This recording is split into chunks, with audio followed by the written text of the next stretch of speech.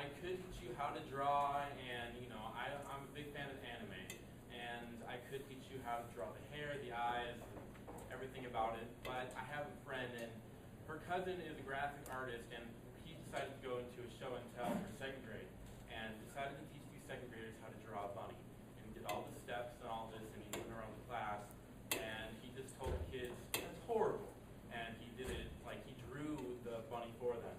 And I know you're not second graders, you're college students, but I'm actually going to teach you how to bring drawing to life, shade it, and it'll really help.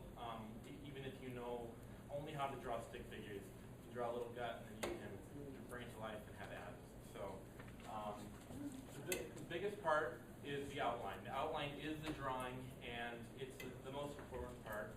For anime, the most important part is the eyes. When I started drawing this figure, I had the eyes straight up, and it actually looked that she was staring straight back at me. And the original drawing was, it had her looking like a different direction, and when I had it, the right eye, it was straight up. It looked like she was staring straight back at me. So I wanted to curve it, but then I started going too much, and then it looked like her eye was falling out of her face. So I didn't want to do that, and I found an in-between, and now it looks like she's looking that way. And the important part for the hair is that for her, she has callus. She has hair coming out of her in front of her arms and her back, and it really shows you get to have an identity with these people, like as you draw them. And so they're very important. And you can also improvise. In her hands, she had lots of fruit, and the original drawing had a little kitty cat, and I decided to draw fruit instead because if I drew the cat, it looked like a demonic kitty. So I did not want to do that. So the important part of the outline in the next step would be the shading. The shading really shows where the dark parts will be and where the sun is going to shine on her. And a lot of people, professionals, they have like the soft sandpaper and where they go against the lead, and it really shades the drawing for them. Since I'm poor, I just have Kleenex, and that's really not the right way to do it, but pretty much you just go against the lead, and it shows off more of a shading effect. The next step would be to erase the excess shading after you do the Kleenex, and so then you can get some highlights in there.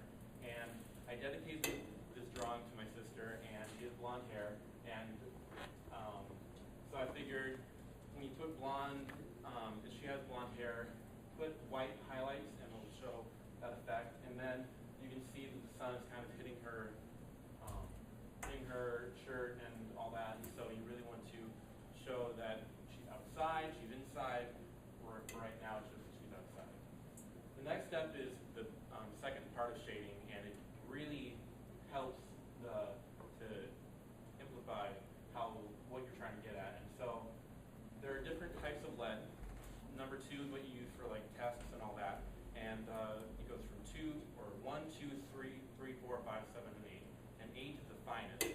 And it really, 8 is when you are finishing up the drawing and you're putting the final touches on it.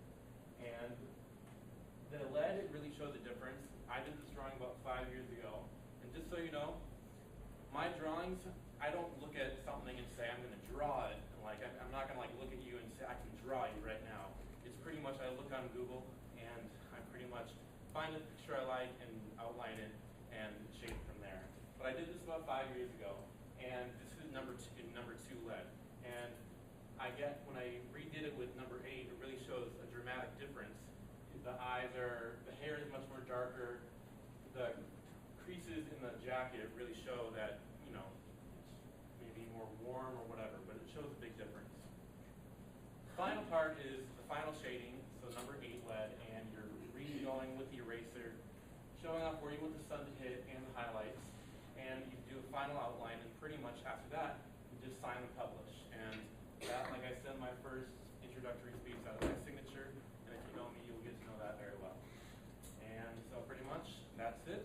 And I do this pretty much I'm not majoring in it, just because it is a hobby, and since I can't really just draw out of my head, that's why I'm not doing it professionally. But